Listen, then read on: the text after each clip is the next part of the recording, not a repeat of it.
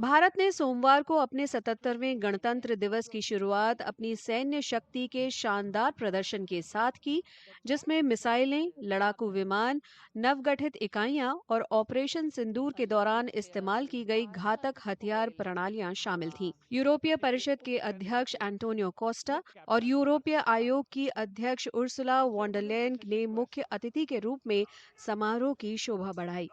राष्ट्रीय राजधानी के कर्तव्य पथ पर आयोजित इस आयोजन का मुख्य विषय वंदे मातरम के 150 साल था।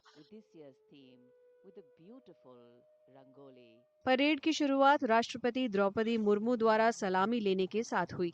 यूरोपीय परिषद के अध्यक्ष और यूरोपीय आयोग की अध्यक्ष के साथ वे पारंपरिक बग्गी पर सवार होकर कर्तव्य पथ पर पहुंची थीं।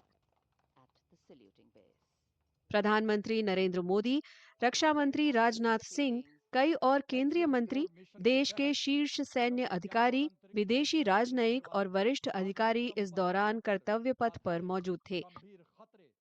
लगभग 100 कलाकारों ने विविधता में एकता थीम पर परेड की शुरुआत की।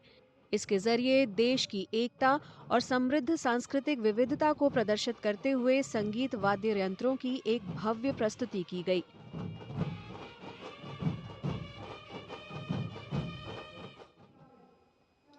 परेड का नेतृत्व parade commander lieutenant general Bhavnish Kumar ने किया, जो दिल्ली क्षेत्र के जनरल ऑफिसर कमांडिंग हैं। आज की परेड के commander lieutenant general Bhavnish Kumar. मई 2025 की शुरुआत में ऑपरेशन सिंदूर के दौरान भारतीय सेना द्वारा तैनात प्रमुख हथियार प्रणालियों की प्रतिकृतियों को प्रदर्शित करने वाली त्रिसेवा झांकी एक प्रमुख आकर्षण रही। पहली बार परेड में भारतीय सेना के चरणबद्ध बैटल एरे फॉर्मेट का प्रदर्शन किया गया, जिसमें एक हवाई घटक भी शामिल था। इसमें एक उच्च गतिशीलता टोही वाहन और भारत का पहला स्वदेशी रूप से डिजाइन किया गया बख्तरबंद प्रकाश विशेषज्ञ वाहन शामिल था। हवाई सहायता प्रदान करने के लिए स्वदेशी ध्रुव एडवांस्ड लाइट हेलीकॉप्टर और इसका सशस्त्र संस्करण रुद्र प्रहार फॉर्मेशन में युद्ध के मैदान को आकार देने के कौशल का प्रदर्शन कर रहे थे।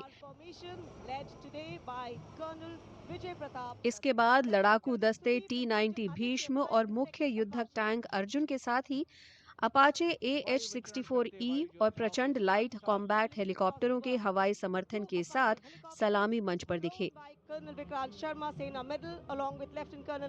अन्य मशीनीकृत कॉलम में नाग मिसाइल सिस्टम MK2 के साथ BMP-2 इन्फेंट्री कॉम्बैट व्हीकल शामिल थे। भारतीय सेना की मशीनीकृत ताकत के यूरोपीय संघ की एक सैन्य टुकड़ी, जिसमें सैन्य स्टाफ का झंडा और समूह के नौसैनिक अभियान ऑपरेशन अटलांटा और एस्पाइड्स के झंडे भी थे, परेड में शामिल थे। यूरोप के बाहर इस तरह के आयोजन में यूरोपीय संघ की ये पहली भागीदारी थी।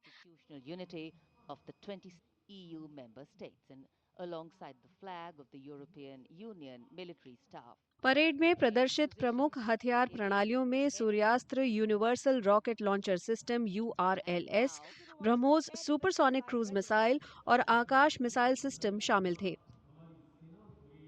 भारतीय नौसेना के दल में 144 युवा जवान थे, जिनकी कमान लेफ्टिनेंट कर्नल नाग्याल ने संभाली थी। सलामी मंच के सामने अब है नौसेना का मार्चिंग कंटिंजेंट। भारतीय वायुसेना की टुकड़ी में 4 अधिकारी और 144 वायु सैनिक शामिल थे। इसके commander squadron leader Jagdish Kumar थे। मार्चिंग दस्ते के साथ 2 रफाल जेट, 2 MiG-29, 2 सुखोई 30 और एक जैगुआर विमान द्वारा स्पीयरहेड फॉर्मेशन में एक रोमांचक फ्लाई पास्ट किया गया, जो सिंदूर फॉर्मेशन का प्रतीक है।